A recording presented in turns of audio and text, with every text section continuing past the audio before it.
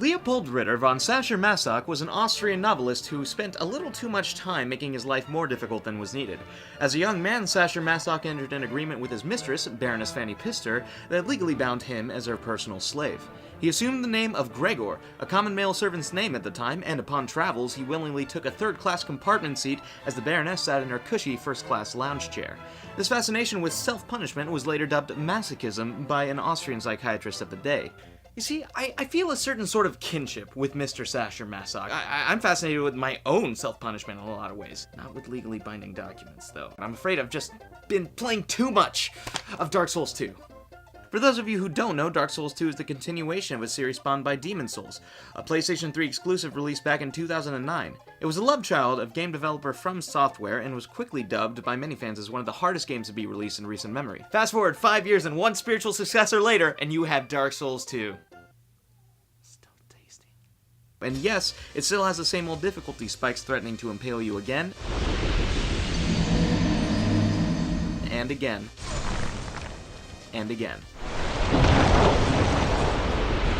It's been some time since I've been so engrossed in a game. I mean, it's hard finding a game these days that doesn't hold your hand past the opening tutorial. Granted, there is an opening tutorial in this one, but it's one of those games that is just uncompromising in its gameplay. It's cruel, but fair, like the bride's kung fu master in Kill Bill 2 or something.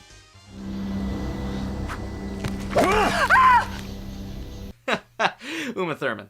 If you were a fan of the previous two games, you're gonna find a lot to love here. Each encounter brings with it the possibility of defeat. Combat can be a bit slower than your usual RPG, but this isn't necessarily a bad thing. Each stroke of your sword and each misstep brings its own consequences, and these consequences, more often than not, will lead to your death.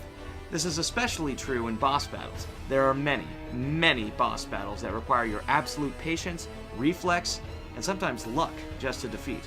One major departure from Dark Souls 1 is that you now have a sort of hub world, a village called Majula. Here you will level up, buy equipment, and bask in the sun as you slip slowly into madness. Fun, right? As far as the story goes, this is the kind of game that lets you take it or leave it.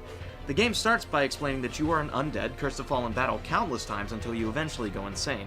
You later find out that the only way to forgo this doom is to find and defeat the old ones and claim their souls. From there, you're on your own. You will stand before its decrepit gate without really knowing why. Jesus!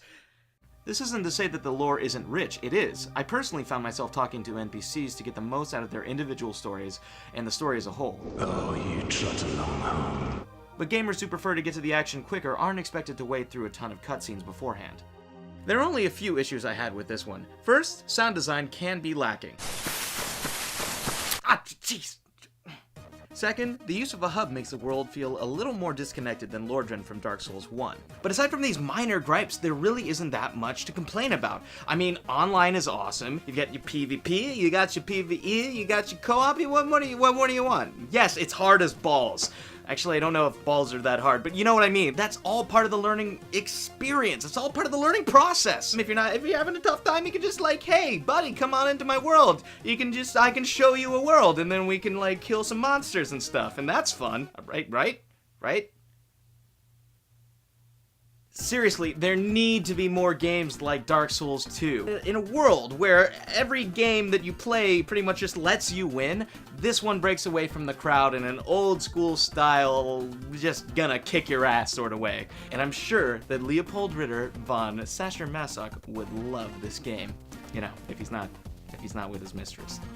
In the back of the train, getting nasty.